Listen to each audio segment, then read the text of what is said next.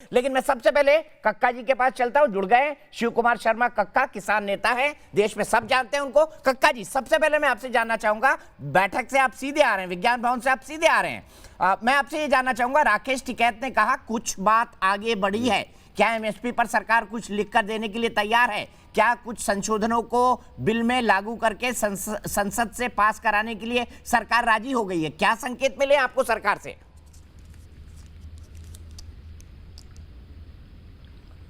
देखिए, 7 घंटे बैठक चली है आज। पहली सत्र में हम लोगों ने साफ कहा, अपनी मंशा जाहिर की कि जो बिंदु है इसमें आपत्तिजनक, उस पर हम कोई चर्चा नहीं करना चाहते। हमारी सीधी मांग ये है कि तीनों अध्यादेश को आप निरस्त करें और एमएसपी पर गारंटी के लिए कानून बनाएं। उसके लिए एक दिन का सत्र को बुलाना पड़ेगा। परंतु सत्र के दूसरे सत्र जब आया तो माननीय मंत्री जी ने कहा, तीनों मंत्रियों ने, कि भाई कम से कम जिन बिंदुओं पर आपको आपत्ति है उस पर चर्चा करें। तो चूंकि पूरी सरकार, भाजपा के सांसद और नेता लगातार और प्रधानमंत्री ये कह रहे हैं कि ये बहुत फायदे का अध्यादेश है, इससे किसान लहलहा जाएगा, आय चौगनी दुगनी हो जाएगी, तो हमको ये बताना जरूरी था कि इतना झूठ मत बोलिए। इसलिए हम लोगों ने चर्चा पर उनसे कहा कि ठीक है, हम बिंदुवार चर्चा करते हैं। बिंदुवार चर्चाओं में जब बातचीत आई तो मंत्री जी बोले कि एमएसपी पर हम अपनी सहमति देते हैं कि हाँ, एमएसपी का आश्वस्त करते हैं हम एमएसपी पर आपको। दूसरा उन्होंने कहा कि ठीक है, ये बात भी आती है समझ में कि हम एसडीएम कोर्ट जा सकते हैं तीनों अध्यादेश में। उसके बाद सेकंड अपील है कलेक्टर के यहाँ। एसडीएम और कलेक्टर सरकार के दबाव में काम करते हैं। हमने कहा हम न्यायालय क्यों नहीं जा सकते? तो न्यायालय जाने के लिए उन्होंने कहा कि ठीक है, न्यायालय जाने के लिए हम आपको आश्वस्त करते हैं। उसके बाद हमने कहा कि जो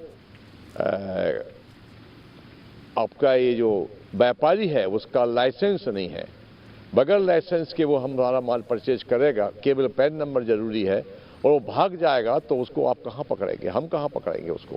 तो बोले उसका भी रजिस्ट्रेशन होना चाहिए। इस पर भी हम आपको आश्वस्त करते हैं। फिर आया मामला कॉन्ट्रैक्ट फार्मिंग का। कॉन्ट्रैक्ट फार्मिंग में ये था कि भूमि पर, जो हमारी भूमि है उस पर कोई अगर बिल्डिंग बनाता है, मकान बनाता है, जो लीज पर लेगा हमसे, कॉन्ट्रैक्ट पर लेगा, तो वो कल वो हमारी ज़मीन भी उस पर गिरवी रखी जाएगी और वो कल भाग जाए और या उस पर लोन छोड़ जाए तो हमारी भूमि की क्या सुरक्षा रहेगी? तो बोले भूमि की भी हम आपको सुरक्षा के लिए आश्वस्त करते हैं। उसके बाद उन्होंने कहा कि जो भी व्यापारी आप लोगों की भूमि ठेके पर लेगा या लीज पर लेगा, उससे हम एक रजिस्ट्रेशन करवाएंगे। जैसे रजिस्ट्री होती है वैसी एक कम स्टाम्प के ड्यूटी पर एक रजिस्ट्री होगी और उसमें वो तमाम शर्तें होंगी जो किसान के लिए आवश्यक है। हम लोगों ने कहा कि तो ठीक है, परंतु हम ये चाहते हैं कि जब इन अध्यादेशों में कुछ खास नहीं बचा है, राज्य सरकारें इसका दुरुपयोग भी कर सकती हैं। मध्य प्रदेश में एक मॉडल एक्ट, मैं मध्य प्रदेश को बिलोंग करता हूँ, आप जानते हैं, एक मॉडल एक्ट लेके आए हैं मुख्यमंत्री जी। मॉडल एक्ट में प्राइवेट मंडियां होंगी और प्राइवेट मंडियों को 2-2 हेक्टेयर जमीन सरकार निःशुल्क देगी। इंदौर में अकेले में 25 व्यापारियों ने अप्लाई किया है जमीन के लिए कि हम प्राइवेट मंडी खोलेंगे। प्राइवेट मंडी में तौल कांटे में सबसे ज़्यादा बेईमानी होती है। तौल कांटा प्राइवेट व्यापारी का होगा तो लावटी प्राइवेट व्यापारी के होंगे, हिमाल भी उसी के होंगे और 3 दिन बाद भुगतान मिलेगा हमको।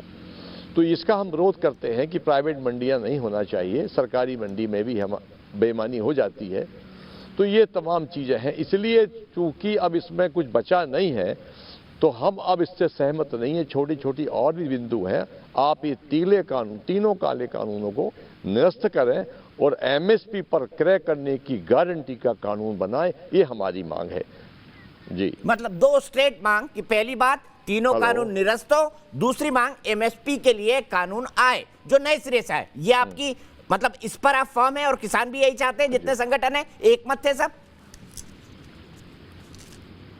हाँ जी, इस मुद्दे पर भारत के सारे संगठन, किसान एक मत हैं कि काला कानून वापस हो, जिसको ये तमाम नेता लोग जो शासन में बैठे लोग हैं, भी वो भाई साहब हरियाणा वाले थे, कौन कह रहे थे कि बहुत अच्छा काम किया। तो मैं बता दूं आपको चौरसिया जी, 6.5 साल में मोदी जी ने 18 कानून किसान विरोधी और अभी की पार्लियामेंट में 32 कानून मजदूर विरोधी, ये 50 कानून पास किए।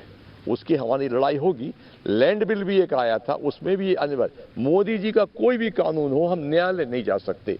लैंड बिल जब आया, हम 10,000 किसान लेके मध्य प्रदेश से पैदल यहाँ दिल्ली आए हुए थे, तो चूंकि राज्यसभा में वो पास नहीं हो सका, तो उस समय 20 राज्यों में भाजपा शासित मुख्यमंत्री हुआ करते थे, तो उन्होंने कहा कि लैंड राज्य का विषय है, इसीलिए लैंड राज्य का विषय है, मुख्यमंत्री इसको लागू करें।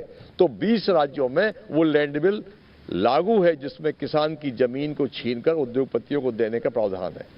तो ये पूरे तीनों अध्यादेश के पीछे एक मंशा है सरकार की, वो हमको पता है।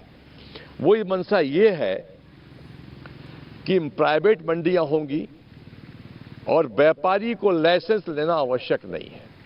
तो व्यापारी को लाइसेंस आवश्यक क्यों नहीं है? क्योंकि अडानी अंबानी साहब भारत की 700 मंडियों में माल खरीदेंगे। ये 12 लाख हजार करोड़ का इस देश का सबसे बड़ा व्यापार है कृषि का। उस पर निगाह इस देश के उद्योगपतियों की है, पूंजीपतियों की है, जो भाजपा के करीबी लोग। ठीक है।